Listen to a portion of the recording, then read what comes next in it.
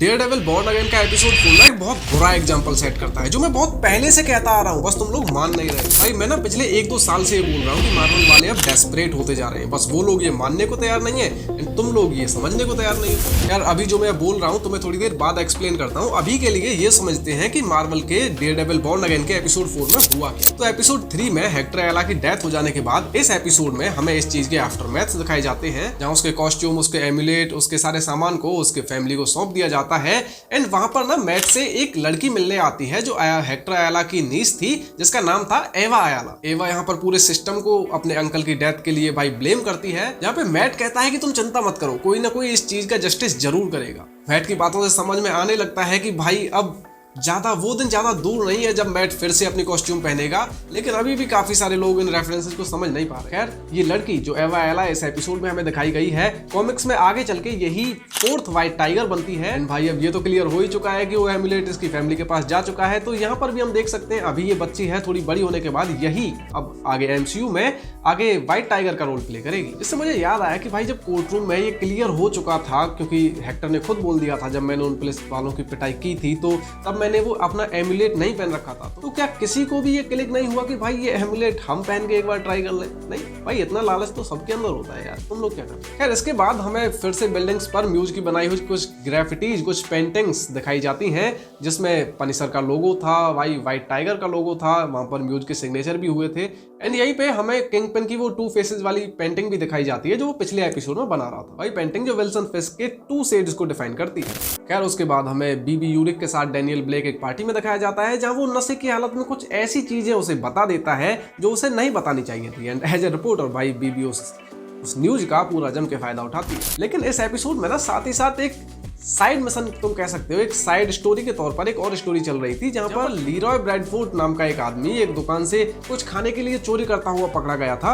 And mat उसे as a lawyer represent करता है। एंड लीरॉय मैट से ये डिमांड करता है कि भाई उसे जेल बिल्कुल जाना ही नहीं है। इवन उसका पास्ट रिकॉर्ड कुछ अच्छा नहीं है, उस पर 30-35 इल्जाम लग चुके हैं, वो काफी बार जेल से फरार हो चुका है। भाई उस पर कितने सारे इल्जाम लगे हुए हैं, वो कितनी बार कोर्ट में पेश भी नहीं हुआ है, लेकिन फिर भी वो मैट से ये डिमांड करता है कि उसे जेल बिल्कुल नहीं जाना, उसे एकदम बाइज्जत बरी होना है। जहां पे उसका रीजन हमें यह बताया जाता है कि लीरॉय जानता है कि भाई उसे जो सैलरी, उसकी इनकम है, अगर वो जेल चला जाएगा 30 या 35 दिन के लिए तो उसे उसकी इनकम नहीं मिलेगी। एंड अगली बार जब वो जेल से बाहर आएगा तो उसे फिर से यही सब चोरी करनी पड़ेगी। एंड ये सारी चीजें लूप में होती चली आ रही है पिछले काफी टाइम से, एंड आगे भी होती ही रहेंगी, ये लूप कभी नहीं टूटने वाला इस तरह से। खैर यहाँ पे एक काफी फनी इंसिडेंट भी होता है जब लीरॉय स्कल्स को मेंशन करता है कि हो सकता है मेरी जगह ये काम किसी स्कल ने कर दिया हो। एंड भाई देखो चिंता की बात तो है, अब जो सीक्रेट इन्विजन सीरीज थी, अब ये लोग उसे कैनन बना रहे हैं, बट बना रहे हैं तो बना रहे हैं, अपन क्या कर। यहाँ पर देखने वाली बात ये है कि मैट स्कल्स का नाम सुन के भाई शौक नहीं होता, वो एक भी बार पूछता नहीं है कि क्या मतलब स्कल्स।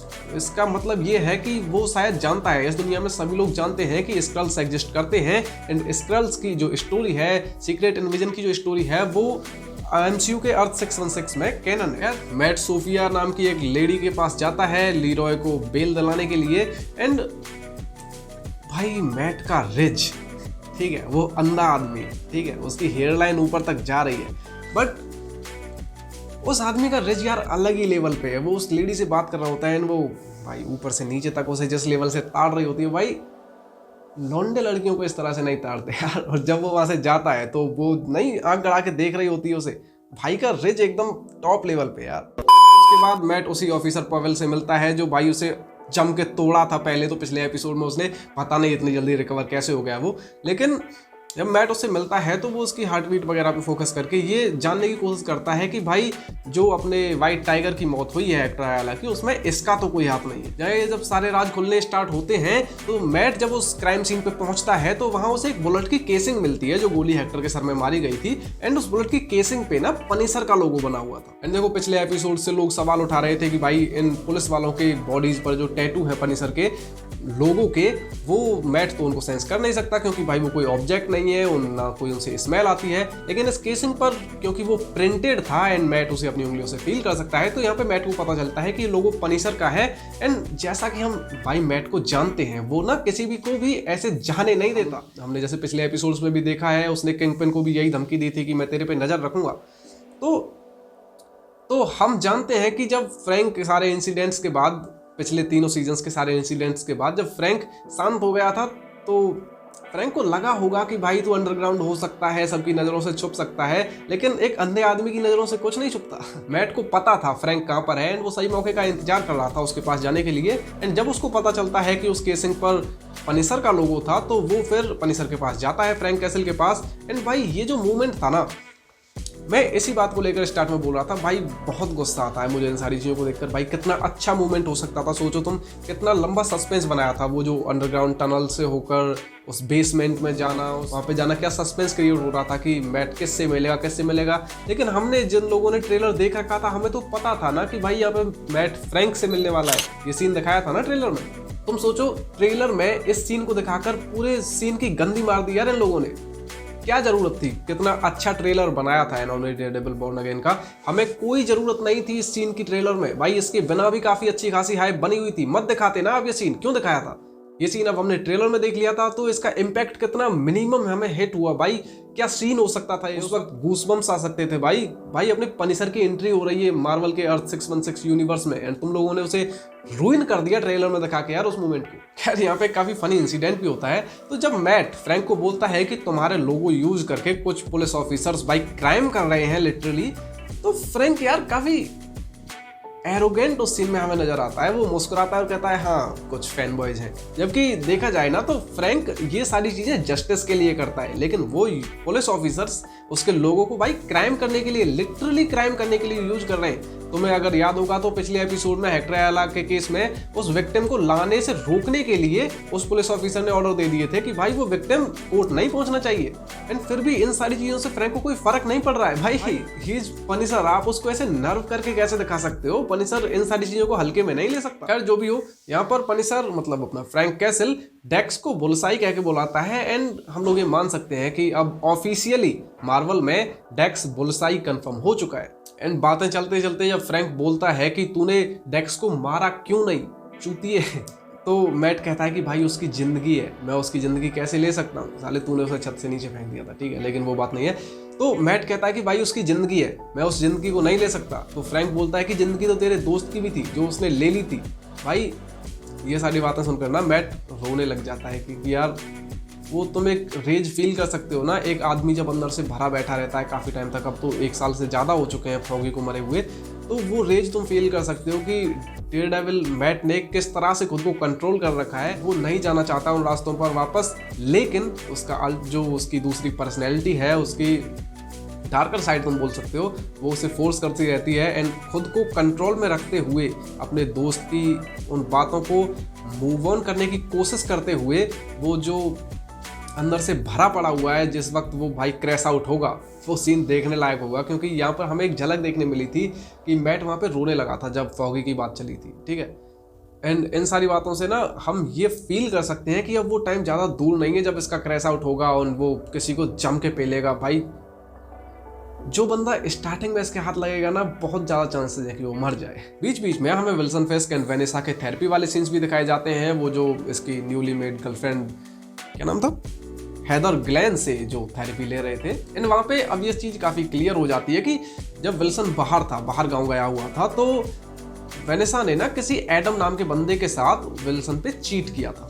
एंड हैदर के पूछने पर विल्सन बताता है कि हाँ मैं उससे मिला तो था, लेकिन मैंने बस उसे क्लियरली समझाया था, जो कि हम समझ रहे हैं विल्सन का स्टाइल नहीं है किसी को समझाने का। भाई उसके नकल्स पे जो वो निशान देखे थे ना, वो पकड़ के रगड़ रहा है उसको, ढंग से घूंसे दे रहा है उसको। यही चीज़ फिर आगे हमें दिखाई भी जाती है जब मैट हैदर के साथ कुछ रंगीन रातें बिताने के बाद जब उससे सहन नहीं हो पा रहा है, उसे बस एक रीजन चाहिए क्रैश आउट के लिए, उसे बस रीजन चाहिए फिर से डेयरडेविल बनने के लिए, तो वो ना पनिशर की बातों का उस पर काफ़ी गहरा इफेक्ट हुआ है। तो वो अपने जाता है छत पे, जाके अपना वो सीक्रेट दरवाज़ा खोलता है। वहाँ पे हम देखते हैं उसके 4-5 हेलमेट्स रखे हुए हैं, वो सीएल वाला भी था वहाँ पे। तो ये सीन ना साइमल्टेनियसली चल रहा होता है जब विल्सन फिस्क अपने बेसमेंट में जाता है, वहाँ जाके एक अच्छी खासी मील खाता है, क्योंकि हमने देखा है भाई पिछले सीजन्स में वो कितना हल्का खाता था वेट कम करने के लिए, लेकिन अब हम देख सकते हैं कि वो अपने पुराने फॉर्म में वापस आ रहे हैं, दोनों, मैट भी और विल्सन भी। तो विल्सन अब भाई ढंग से खुराक उठा रहा है, वो फिर से किंग पिन बन रहा है। ये चीज इस चीज को सिंबलाइज करती है कि वो फिर से किंग पिन बनने जा रहा है। इसी तरह से अपना मैट भी अब डेयरडेविल बनने जा रहा है। मे भी हो सकता है अगले ही एपिसोड में हमें वो एज डेयरडेविल देखने मिल जाए। यहाँ पे वो अपने ब्ली ग्लव्स निकालता है, उनसे प्रैक्टिस करता है, जो तुम्हें भाई काफ़ी ऑसम फाइटिंग सीन्स एंड उसके पार्कोर्स देखने मिलेंगे, क्योंकि उसको भाई ये man without fear for a reason बोला जाता है। साथ ही साथ हमें पता चलता है कि विल्सन ने एडम को भाई बंद किया हुआ है, जो उससे बाहर निकलने की भीख मांग रहा है, बट नहीं, वो इस तरह का आदमी नहीं है।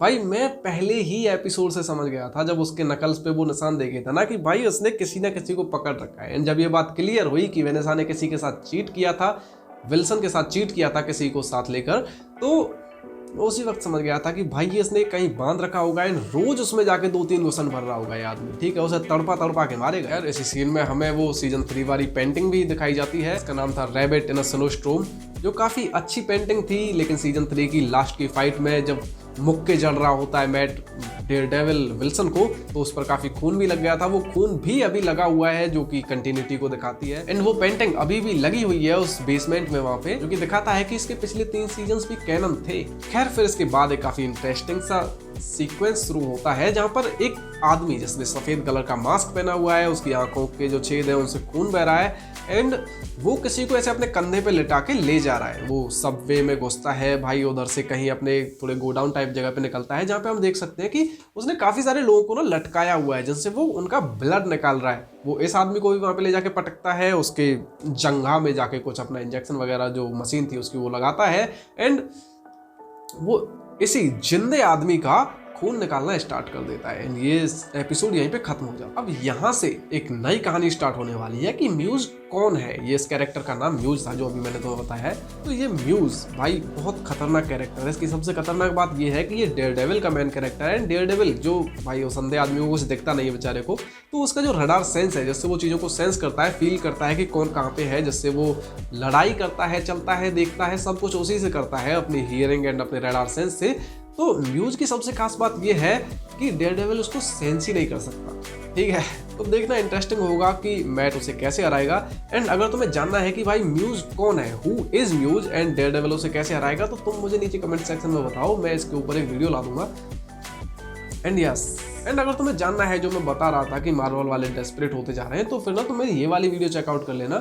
मैंने इसमें ना काफ़ी क्लियरली बताया हुआ है कि मार्वल वाले ना भाई तुम्हारा अटेंशन रीग्रैब करने के लिए कितने ज़्यादा डेस्परेट हो चुके हैं। तो फिर तुम मेरी ये वाली वीडियो चेकआउट कर लेना। एंड अब तुम्हें अगर वीडियो देखकर कुछ भी अच्छा लगा, खुशी हुई है, मजा आया, तो भाई लाइक मार देना इस वीडियो को। चैनल पर कहीं से भी नए आ गए हो तो सब्सक्राइब मारो यार इस चैनल को।